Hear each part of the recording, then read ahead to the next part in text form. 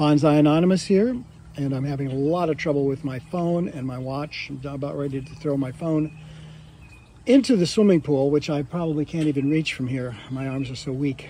But anyway, I'm going to try not to turn this one off.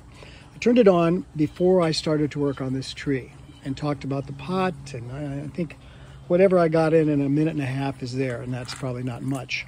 But that wasn't the reason I did it. I did it because I wanted to show you how I do this. I'm not showing anybody how to do anything. They're showing me. Anyway, this is the last remaining willow. This looks like two, but there's just one trunk. Last remaining willow in this pot. One of the very first pots I made. What I was trying to do, and I've already said this, but I'm going to say it again because I'm holding the phone and looking at it so it doesn't shut off. Anyway, this pot is designed so that the rock, or the substrate as we say, goes right at the edge. In fact, it's glued onto the edge. Okay, and it goes right.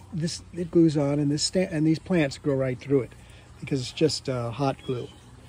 And what I had to decide was if I wanted to keep this stuff, and I decided to because it hangs over, and it's doing the same job as my pot was supposed to do, make it look like the pot had no edge. In other words, the sand or the dirt went right out to air and there was no pot.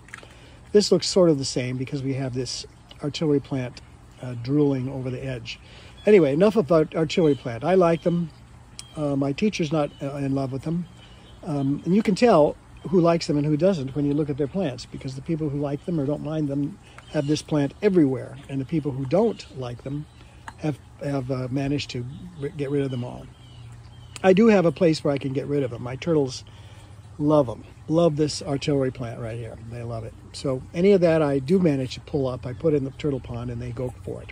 Okay, now for the main act. The main act is up here, and it is so exciting. This would be a time for me to put my little screen behind, but of course I can't do that because I haven't prepared for it. So you're going to have to pick the willows out from the background. Anyway, these were going way up in the air originally, straight up, or as straight up as a willow can go. And I've been looking at it for a long time and thinking, what am I doing? I'm going to cut the tops off and try to grow them. And that's what I did actually in the back here with the ones that died. I cut the tops off, and they're probably growing someplace, but the bottoms died. So I'm not cutting the tops of these off. So what I ended up doing was deciding to make this into a weeping willow, and with some luck and a lot of time, it will fill out.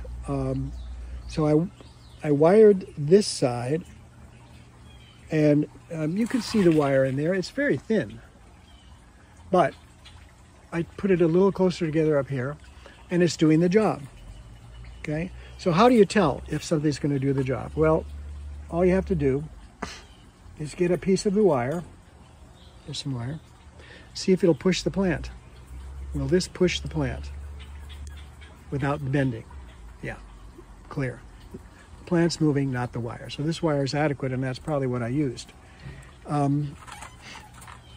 Unfortunately, and the first piece of wire, which was big, goes back, get that out of there, goes back and forth between these two trunks. It's the same trunk if you look down there, same trunk. And it's one of these might have been a sacrificial branch at one time, but now they're both in. Okay, so that wire is bending it over. Okay, I don't need it to go straight down like that. I don't. The truth is, as more branches are added, if that happens, it's going to be heavier. Okay, and this is okay for right now. That wire did the job. On the other side, the same wire, which is, let's see here, right there, goes back on this side and stops. Let's see, right there. That's where the first wire stopped. And it didn't go far enough. I tried to bend it from here, and there's just no bend. So what I did was put another wire on, and it's snaking around the first one. And then when the first one stops, it continues, and it's kind of closely put together. And that way, it has some support for doing that. Once again, this one isn't going straight down either. Okay? But the deal is that up here, let's see if I can find one. Let's see here. There's a bud right there, and there's another one right there. Can you see them by my fingers? And there's probably some up here too.